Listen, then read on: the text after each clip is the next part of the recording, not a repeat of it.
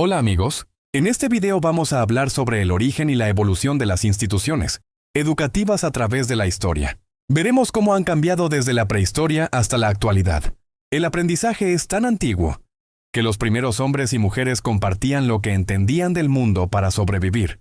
La educación estaba destinada únicamente a las clases superiores, con intención de formar a sacerdotes, guerreros y monarcas.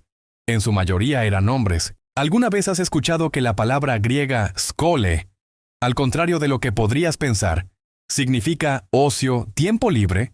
De ahí pasó al latín schola, que dio origen a nuestra palabra escuela, entendida como el lugar donde se enseña. Sin embargo, las primeras escuelas organizadas surgieron mucho antes, alrededor del 2000 a.C., en Mesopotamia, donde se preparaba a los especialistas en la escritura. En Grecia los padres enviaban a sus hijos con profesores privados a aprender música, literatura y gimnasia. Los hijos de artesanos heredaban el oficio familiar y los jóvenes de familias ricas se formaban en retórica, filosofía, política, historia y artes.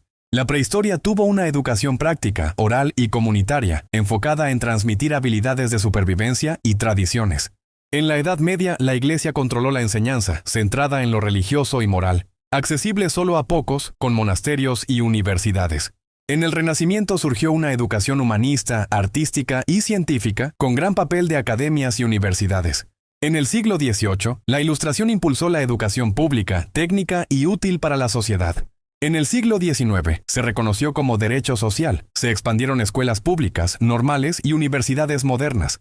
En el siglo XX, la educación se volvió masiva, inclusiva y universal, con nuevas pedagogías y formación docente profesional. En la era tecnológica, es digital, flexible y global, con Internet, inteligencia artificial y el reto de adaptarse al cambio constante. En la prehistoria, la antigüedad, la educación informal o escolarización estaba restringida a élites.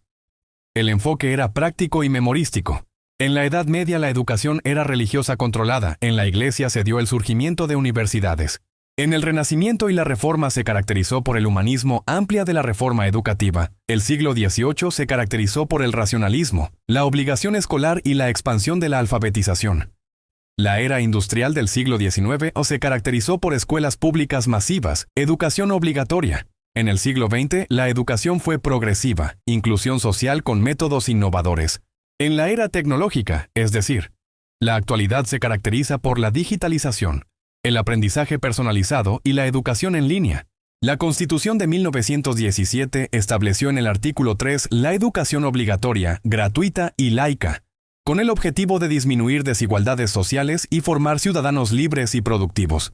En 1921 se creó la SEP, encargada de unificar a la población mediante una estrategia educativa común. Durante el gobierno de Plutarco, Elías Calles y el Maximato, se fortaleció una educación laica y científica, enfrentando la influencia de la Iglesia. Más tarde, con Lázaro Cárdenas, se reformó el artículo 3 para implantar una educación socialista, donde el Estado controló todo el sistema educativo y supervisó a las escuelas privadas. Con Manuel Ávila Camacho se eliminó el carácter socialista y se promovió la unidad nacional, manteniendo la educación gratuita, laica y basada en el progreso científico. A lo largo del tiempo, las escuelas pasaron de la memorización a ser espacios abiertos, inclusivos y con acceso universal, incluyendo mujeres y sectores populares. Hoy, con el apoyo de nuevas pedagogías, tecnologías digitales e Internet, se busca desarrollar habilidades sociales y pensamiento crítico.